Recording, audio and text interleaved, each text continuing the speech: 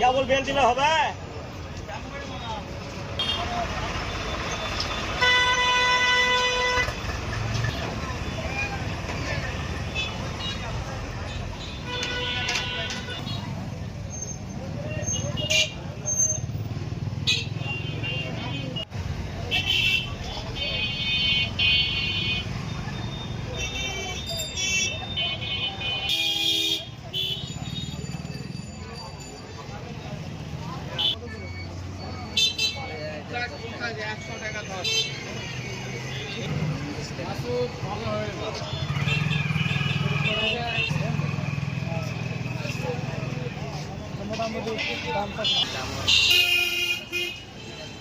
ভাই আমি দিনাজপুর থেকে আসছি।